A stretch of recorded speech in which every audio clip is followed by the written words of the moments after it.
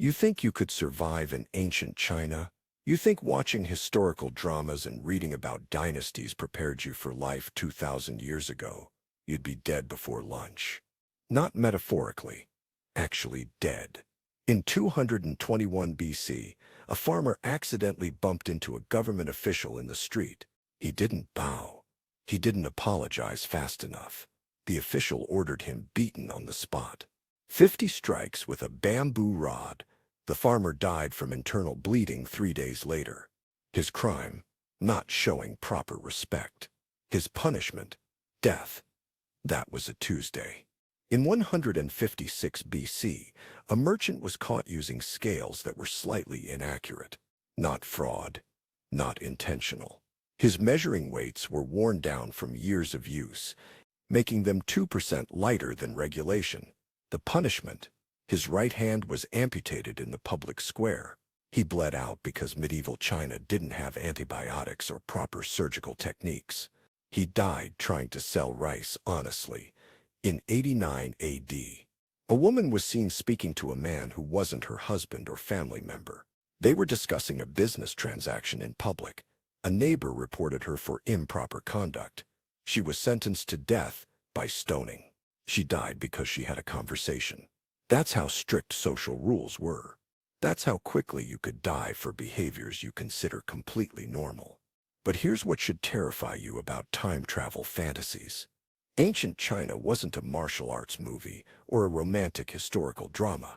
It was a civilization where 90% of the population lived in extreme poverty, where disease killed 40% of children before age 5, where laws were enforced through brutal public torture, and where saying the wrong thing to the wrong person meant execution. You think you'd survive? You wouldn't make it past breakfast. This is why you wouldn't last one day in ancient China. What would kill you first, and why your modern sensibilities would guarantee your death before sunset. Hour 1. You wake up and immediately violate multiple laws. Let's say you wake up in ancient China during the Han Dynasty around 150 AD. You're not nobility. 99% of people weren't. You're a peasant farmer in a rural village. Your modern brain thinks, how bad could it be?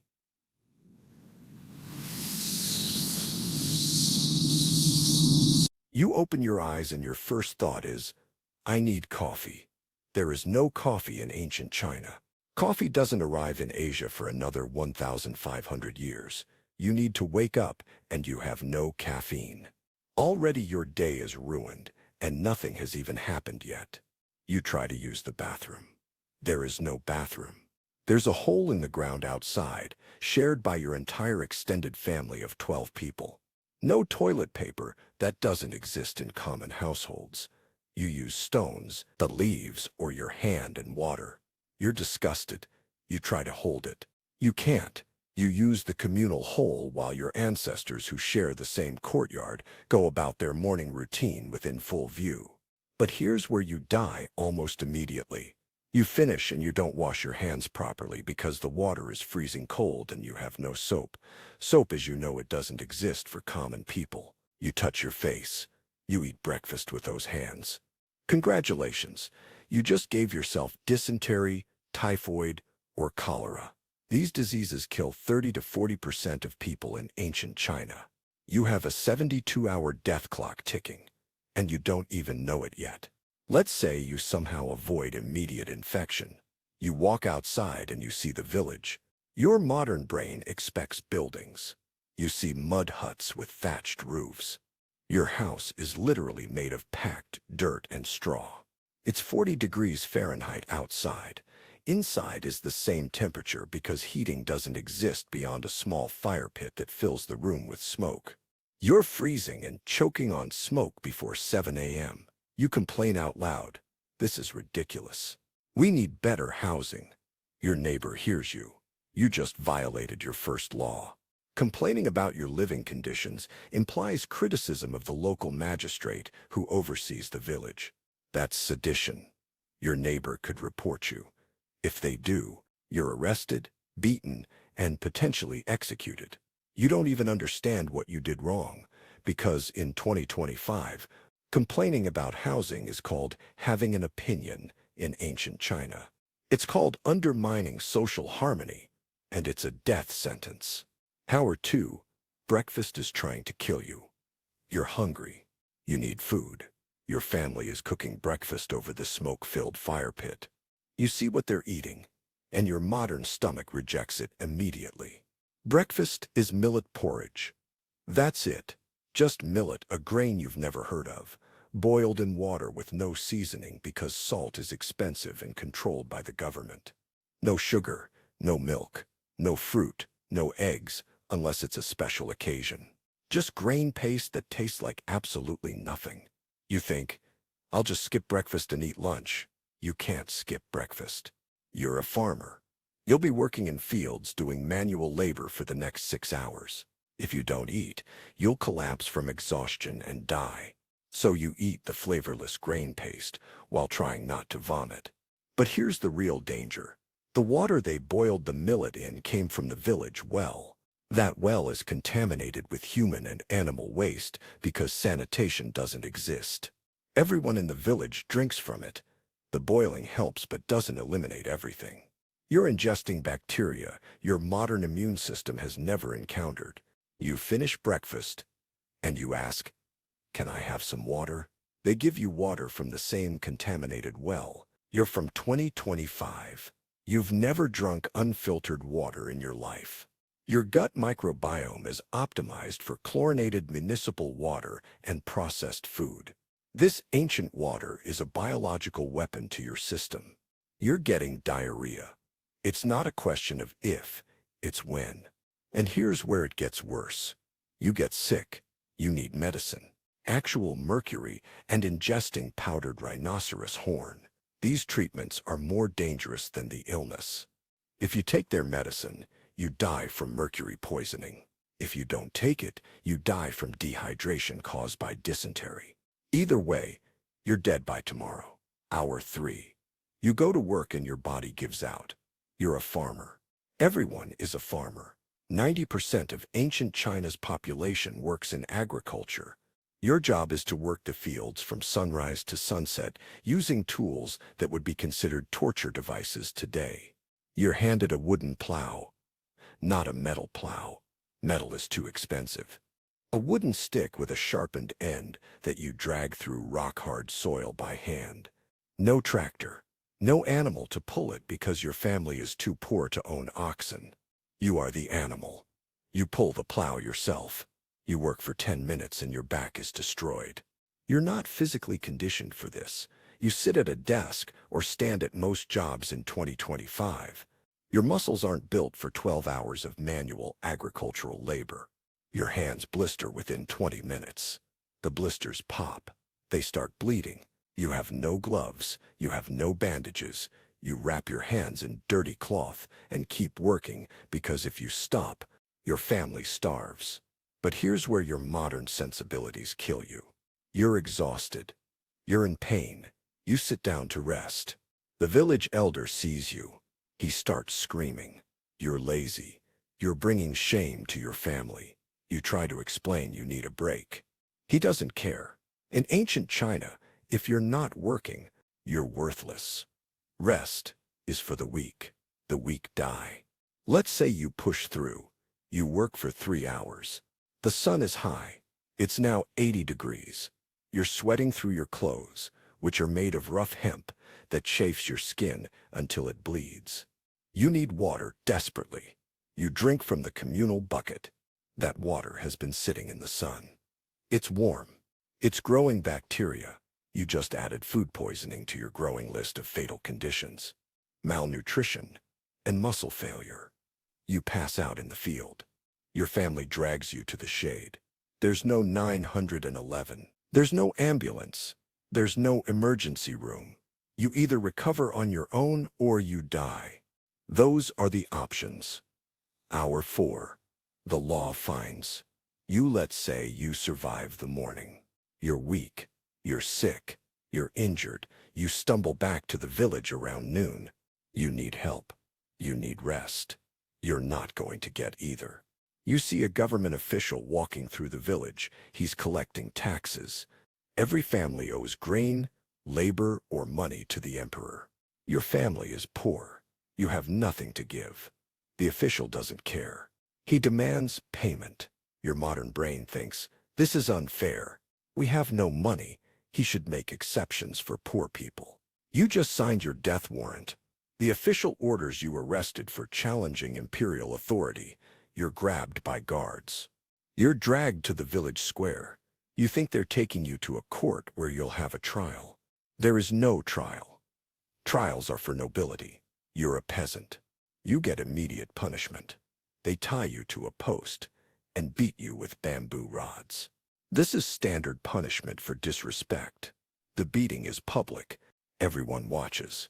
They're supposed to watch. It's a lesson for the entire village about what happens when you question authority. Legs and arms. You're screaming. No one helps you. Helping you would mean they're sympathizing with a criminal. That gets them beaten too. But here's the part that kills you. The beating itself isn't fatal. Usually, what kills you is the infection. Those open wounds on your back are now exposed to dirt, insects, and bacteria. You have no antibiotics. You have no sterile bandages. Your family washes your wounds with the same contaminated water from the well. Within 48 hours, sepsis sets in. Your fever spikes to 104 degrees. Hour 5. The social rules destroy you. Let's say you somehow survived the beating. You're injured but alive. You're trying to recover. You make a catastrophic mistake. You talk to the wrong person. A woman walks by. She's not your wife or relative. You say hello to be polite. In 2025, this is called being friendly. This is called adultery or improper conduct. You just broke social law. Here's how strict these rules are. Men and women who aren't married or related cannot speak to each other in public, cannot make eye contact, cannot be alone together, cannot conduct business directly. Every interaction must go through male family members or official matchmakers. You didn't know this because you're from 2025 where men and women speak freely. You just learned it the hard way. He's furious. He reports you to the village elder for harassing his wife. You try to explain you were just being polite. This makes it worse. Now you're accused of defending immoral behavior. The punishment is public humiliation at minimum, execution at worst, depending on who believes whom and what mood the magistrate is in when your case reaches him. Let's say they show mercy. Instead of execution, they sentence you to wearing a wooden collar called a kang for 30 days. This is a heavy wooden board locked around your neck that you can't remove. You can't lie down. You can't feed yourself. You can't work. You starve. The collar weighs 40 pounds. Your neck vertebrae are permanently damaged. You have chronic pain for the rest of your life, which isn't long because you're already dying from multiple infections. Hour 6 disease finishes. What poverty started by now, you've been in ancient China for 6 hours. Your body is shutting down. Let's review what you're dying from. You've had diarrhea for 3 hours. You're severely dehydrated. There's no IV fluids. There's no rehydration solution.